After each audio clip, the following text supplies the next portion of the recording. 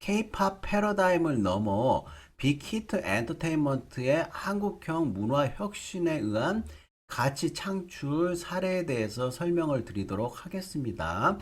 빅히트 엔터테인먼트는 하이브라는 기업의 옛날 명칭으로 BTS를 소유하고 있는 엄청나게 유명한 기업이고요.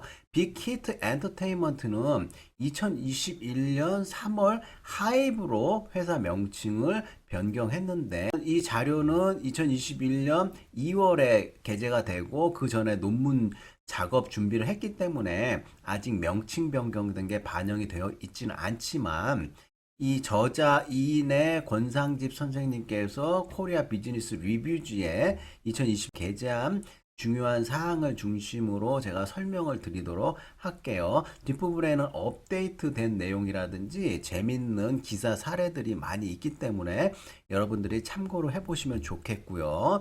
목차를 간단하게 말씀드리자면 서론과 이론적 배경, 사례 연구 방법, 연구 결과, 그 다음에 결론을 맺고 있고, 이 사진 그림은 하이브 본사의 사옥을 홈페이지에서 캡처받아 갖고 제가 넣어놨습니다. 참고해 보시고 빅히트 엔터테인먼트가 하이브로 명칭 변경된 것을 염두에 두시면서 이 자료를 보시면 좋겠습니다.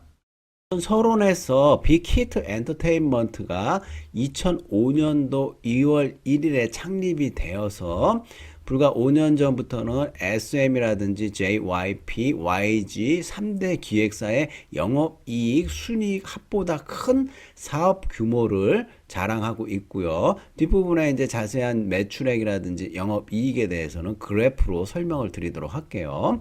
우선 BTS를 통해 갖고 킬러 컨텐츠를 소유하고 있는데, 순수 한국인 멤버로 구성해서 한국어 노래로 압도적인 성과를 달성했죠.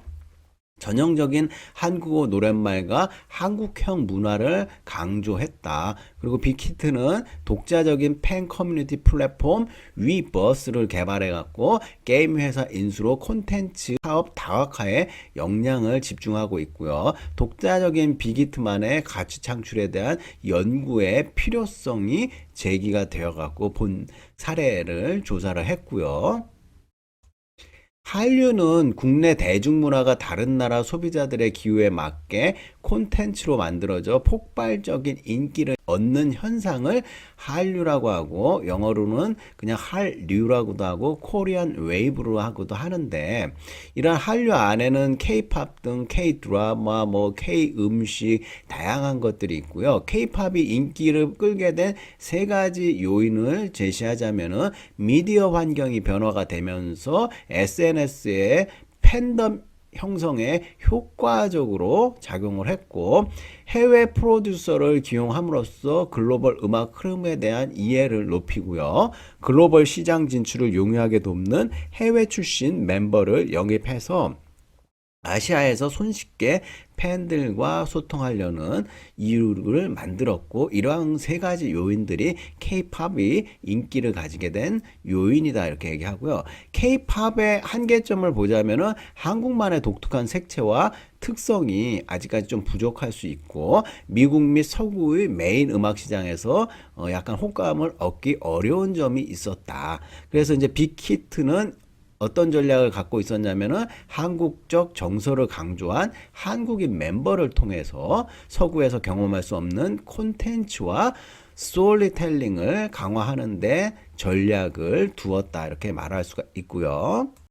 K-팝에서 BTS로 패러다임이 전환하는 내용을 표로 시기별로 주요 국가별로 대표 콘텐츠 및 특성을 중심으로 표로 정리한 내용을 설명드리자면은, K-팝 1.0은 1997년도부터 2000년도까지 약 3, 4년간 중국을 중심으로 H.O.T가 음반 시장에서 정식 발매됨으로써 1999년 11월에 중국에서 한류라는 개념이 첫 번째로 등장하게 됐고요. K-팝 2.0 세대는 2001년도부터 2009년까지 중국 넘어서 일본, 동남아시아까지 확대되었죠. 가수 보아가 일본 오리콘 차트의 음반 분야 1위로 등극하면서 동방신기 국내 그룹 최초로 일본 도쿄돔에서 단독 공연을 하는데 매진이 됐고요. 표가. 그다음에 신한류, 혐한류 등 한류에 관한 호불호가 뚜렷하게 부각되던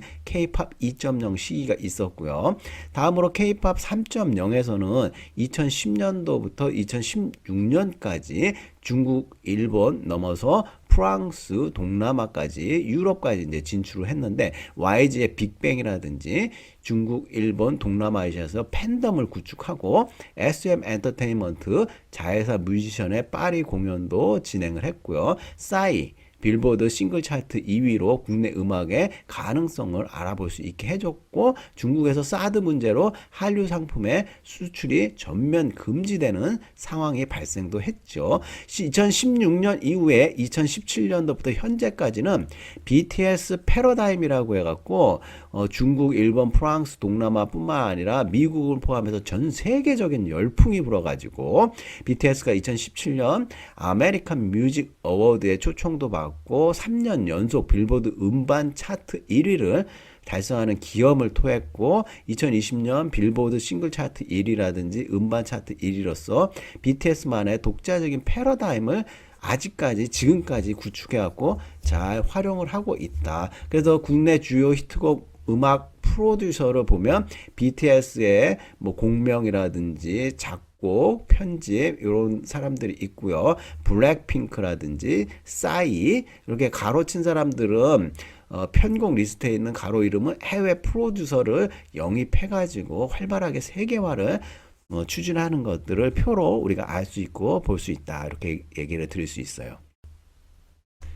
본 사례 연구의 프로세스를 좀 설명을 드리자면은 여러 가지 우리가 시사점을 도출하기 위해서 빅히트 사례 연구를 하는데 전직 임직원이라든지 기획사 대표, 작곡가 안테나 뮤직 본부장 인터뷰 등 다양한 내용들을 담고 있고 그 다음에 에인슨 허트의 1989년에 사례 연구 프로세스를 따라서 본 연구를 진행을 했는데 그 연구 사례를 시작하는 첫 번째 단계는 연구의 분석 단위, 유형, 그래서 한국형 문화 혁신에 관한 기업 연구 참고하고 사례 연구 방법을 통해서 본 연구를 진행을 했고요. 표본 선정은 빅히트 엔터테인먼트를 중심으로 왜 이 사례를 선정했냐면 국내외에서 문화 혁신으로 가장 화제가 된 기업이기 때문에 빅히트 엔터테인먼트를 선정을 했고요. 자료 수집 방법으로는 1차에서 빅히트 엔터테인먼트에 관련된 국내외 기사나 보고서를 참고했고 두 번째로는 전현직 임직원의 인터뷰, 동종업계 엔터테인먼트 기획사 CEO 및 본부장의 인터뷰 이런 인터뷰 자료가 들어감으로써 이 자료에 생동감 있는 현실감 있는 내용을 참고를 했고요.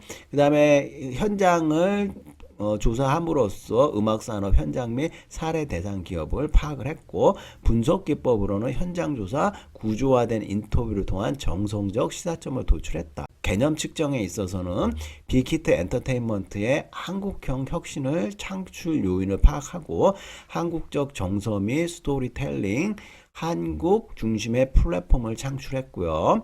그 다음에 본 연구의 학문적 기여도는 이론적 실무적으로 국내외에서 가장 화제가 된 빅히트 엔터테인먼트에 대한 정밀 사례 연구를 통해 한국형 문화 혁신에 대한 이론적 기여도 및 문화 콘텐츠 기업을 이끄는 경영진에 대한 실무적 교훈을 제안할 수 있고요. 연구 성과로는 빅히트 엔터테인먼트의 가치 창출에 대한 의미와 시사점을 제공한다. 이렇게 주장을 하고 있어요.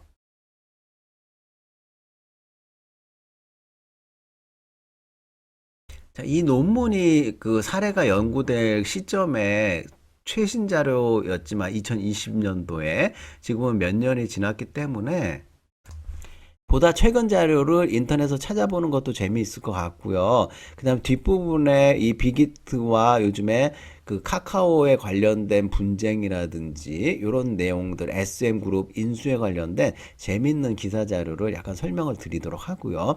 2020년도 자료 추정치 그때 당시에 보면은 매출이 벌써 7,457억 원에 이르렀어요. 빅히트 하나만 엔터테인먼트만 보면 영업이익이 1314억 원으로 어마어마하죠. 그 다음에 SM, YG, JYP를 모두 합해한 매출액보다도 이제 빅히트가 더 성장하는 계기가 마련이 되었다. 빅히트 엔터테인먼트의 주요 정보를 보면 대표가 방시혁 이사회 의장이고요. 윤석준 글로벌 비즈니스 담당이 있고 박주원 경영관리 담당 등 중요 인물들이 있고 업종에 보시면 엔터테인먼트 기획 및 매니지먼트도 하고 있고 중요한 플랫폼 비즈니스를 하고 있다. 그래서 플랫폼 비즈니스에 대해서 뒷부분에 자세하게 설명드리고 임직원이 1000여 명 정도 되고 시가총액이 2020년 기준으로 봤을 때 5조 6천 286억으로 시가총액은 계속 변화하지만 국내 문화기업 중에 시가총액 1위를 자랑할 수 있다. 이렇게 보여주고 있어요. 기업가 정신에 의한 한국형 혁신으로서 K-팝의 성공 방정식을 뛰어넘는 결국 혁신과 진정성 있는 콘텐츠가 핵심 역량 성공 요소로서 제시를 할 수가 있는데 첫 번째 기업가 정신으로 음악산업 혁신을 강조하면서 기존 음악산업과 정형화된 방식을 넘어 한국 고유의 전략을 통해 가지고 음악 부가가치 확장을 위해서 엄청난 노력을 했고 한국적 특성을 드러낸 멤버와 노래로 차별화를 하였다. 철학적 메시지가 담긴 스토리텔링으로 음악과 아티스트로 모든 사람들에게 위로와 감동을 주고요. BTS의 세계관을 구축해서 자신 경험을 토대로 스스로의 이야기를 노래로 만드는 것을 강조했고 종교, 인종, 성적 정체성과 관계없이 상관없이 공감의 철학 메시지와 앨범의 스토리텔링이 가미된 메시지의 의미가 있고요. 진정성 있는 스토리텔링이 핵심 역량과 전략이 되었다. 이렇게 보시면 될 것 같아요. 다음으로 독자적인 플랫폼을 가지고 있는데 이 독자 플랫폼을 통해 갖고 지속적인 가치 창출을 했고 유튜브에서 위버스로 플랫폼 전환을 이루고 있다. 이렇게 말씀을 드릴 수 있어요. 소셜미디어라는 플랫폼을 통해 팬들과 실시간으로 소통하고 공감하면서 디지털 기술 발전과 문화 콘텐츠를 전파하면서 대중의 문화 소비가 변화한다는 것을 인식했죠. 자사의 뮤지션이라든지 아티스트의 활동 근거지를 유튜브와 네이버에서 독자적인 플랫폼인 위버스 플랫폼으로 전환을 했는데 우리가 이제 빅히트 엔터테인먼트의 업로드 콘텐츠를 보면은 트위터, 유튜브, 네이버, 브이라이브를 통해 갖고 많이 옮겨 놨는데 이거를 이제 위버스로 하면서 소속 아티스트들의 일상생활 및 메시지를 이제 공유를 했고 초창기부터 트위터 및 유튜브를 잘 활용해 갖고 빅히트 엔터테인먼트가 전 세계적인 팬덤을 형성하는데 엄청난 공헌을 했고 유튜브 팔로워 숫자만 보더라도 2020년 당시에 4,310만 명으로 어마어마하죠. 트위터는 3,200만 명, 네이버 브이라이브는 2,481만 명, 그 다음에 위버스는 이제 점점 더 성장하고 있기 때문에 851만 명의 그 팔로워를 가지고 있다. 그래서 이런 그 각각의 SNS의 특징이 있는데 위버스라는 플랫폼을 통해 갖고 더 많은 수익과 활동을 창출할 수 있는 특징이 있고요.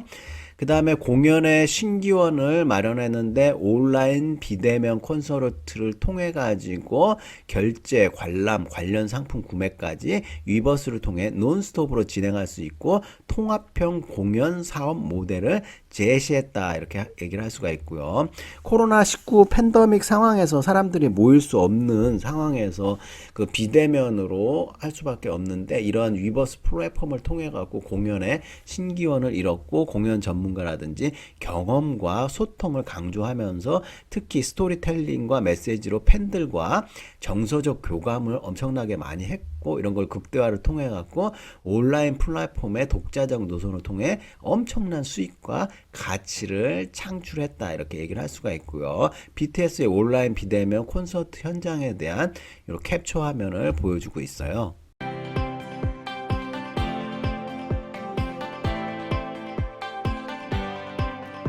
표를 통해 갖고 빅히트 엔터테인먼트의 한국형 혁신 과정과 성과에 대해서 좀 자세하게 정리한 걸 중심으로 설명을 드리도록 할게요. 우선 크게 연도를 2014년에서 15년까지, 16년에서 18년까지, 그리고 19년도부터 현재까지의 빅히트 엔터테인먼트의 아티스트의 활동 영역과 가치 창출, 성과 창출, 한국형 혁신 창출 과정에 대해서 잘 표로 분류하고 하나씩 설명을 드리도록 할게요. 2014년에서 15년 당시에는 지상파 및 케이블 TV를 통해 갖고 TV 미디어를 주로 활용을 했고요.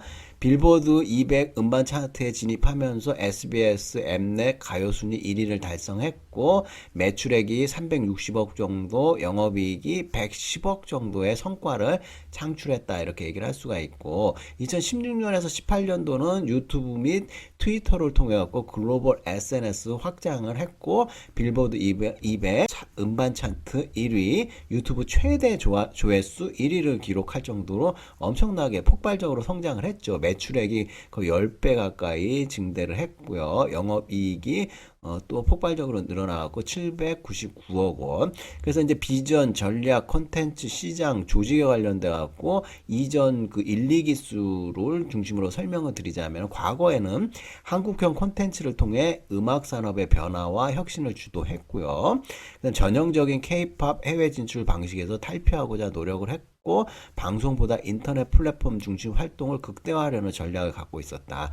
콘텐츠로는 한국인 멤버 구성 및 한국어 노래를 통한 기존 K-팝과의 차별화를 시도했고 시장은 아시아 시장에서 미국 본토 시장을 통한 아티스트로서의 차별화를 시도했으며 조직은 관리와 통제에서 유연성과 자율성을 중시하는 벤처형 조직으로 탈바꿈했고요.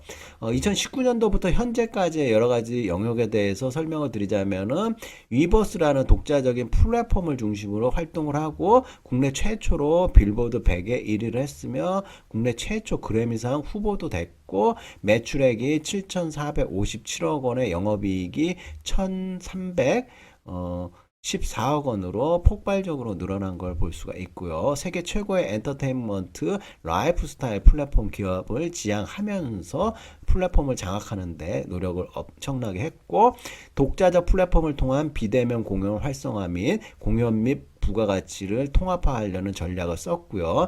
무의미한 랩과 안무 대신에 스토리텔링 기반의 아티스트로서의 서사와 여러 가지 세계관을 구축하는 콘텐츠를 만들고자 했죠. 그다음 미국 및 유럽 위주에서 온라인 공간을 통한 아티스트로서의 파급 효과를 극대화하고자 시장을 키웠고 글로벌 사업 및 경영관리 부문 등 사업 부재 조직으로서의 확대를 전환하는 노력을 하고 있고요. 이게 이제 엔터테인먼트 분야는 워낙에 조직이나 사업들이 변화나 부침, 인기에 따라 갖고 그 크기가 달라지니까 그거에 대한 최신 트렌드와 흐름은 꾸준히 파악하고 연구할 필요가 있다 이렇게 말씀을 드릴 수가 있고요. 마지막으로 이제 결론 부분에서 한국형 콘텐츠, 한국 정서와 차별화 및 혁신 전략으로 빅히트 엔터테인먼트가 BTS를 내세워서 엄청난 성공을 했고 방시혁 의장이 다른 차별화된 점은 뭐냐면은 자사 아티스트를 통해 무형의 자산으로 아티스트를 간주하면서 지속적인 가치 창출 노력했고요. 한국 및 글로벌 시대에 상황 극대화를 가사와 정체성을 통해 강조를 했으며 독자적인 플랫폼인 위버스로 뮤지션 온라인 콘서트와 부가 서비스 판매를 극대화했다고 이렇게 결론을 내릴 수가 있고요. 본 연구 사례의 시사점으로서는 국내 콘텐츠 기업 혁신 사례 연구로서 콘텐츠 기업 혁신 및 성장에 관한 연구 영역을 확대할 수 있는 기회나 기초를 제공했다 이렇게 할 수 있고요. 콘텐츠 기업의 혁신이나 한국형 혁신과 관련된 사례 연구의 중요성을 부각을 했고 향후에 문화 콘텐츠 분야의 융합 및 경쟁이 더욱 강력해질 것으로 예상을 할 수가 있다 얘기를 하고요. 가장 비교적 최근에 그 빅히트 엔터테인먼트하고 카카오하고 SM 지분 인수 과정에서 여러 가지 그 기사거리, 이슈가 됐던 내용들을 좀 몇 가지 사이트를 중심으로 설명을 드리면서 마무리하도록 할게요.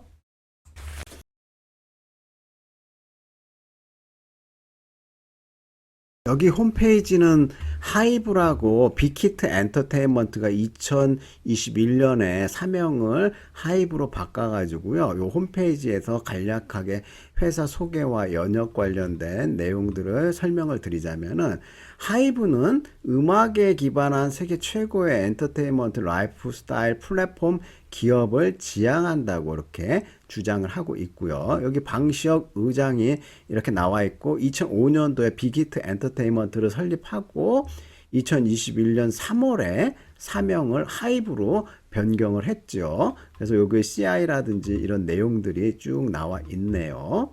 그래서 앞에 이제 사례는 2021년도에 나와가지고 빅히트 엔터테인먼트라는 제목을 썼는데 이제부터는 이제 하이브에 관련된 최신 자료를 설명드리고 나무위키에서 하이브라고 이제 검색을 해 보시면은요, 관련 산업들에 대한 것들이 쭉 나오는데, SM이라든지, JYP, 그다음 YG, 그리고 하이브 이렇게 쭉 나오죠. 그래서 이제 기업명이라든지 우리가 이제 궁금한 게 가장 최근에 시가총액이 보시면 2023년 3월 13일자로 시가총액이 7조 8,406억 원이에요. 어마어마하게 시총이 늘어났는데 이렇게 주가가 굉장히 많이 뛴 이유 중에 하나가 여러 가지 이제 SM 지분 인수전을 카카오랑 뛰어들면서 같이 경쟁하면서 여러 가지 이제 재밌는 얘기들이 있어가지고 그 내용에 대해서 간략하게 설명을 드리도록 하죠. 최근 기사 자료에서 방시혁 의장이 SM 인수전에 뛰어들었다가 공모가나 이런 것들이 급상승하면서 카카오에 양보를 하고 카카오와는 플랫폼에 관련된 합의를 하면서 만족했다는 기사가 나오거든요. 그래서 시장이 예상 밖으로 과열이 되면서 인수하는데 인수 비용이 어마어마하게 폭증하면서 방시혁 의장이 시장 질서를 흔들면서까지 SM을 인수할 의사는 없다 이렇게 얘기를 하고요. 그 중간에 이수만 씨가 굉장히 주식 양도에 의한 양도 차익이 어마어마하게 나오면서 궁극적인 승자는 이수만 씨 같아요. 그래서 카카오도 지금 SM을 인수하는 데 있어서 굉장히 많은 비용을 지출을 했고, 그다음에 K-팝 전 한국적인 것을 넘어 세계적으로 확장해야 되고 라틴 미국 시장 주요 레이블 인수를 검토하고 있다 이렇게 방시혁 의장이 얘기를 하고 있고요.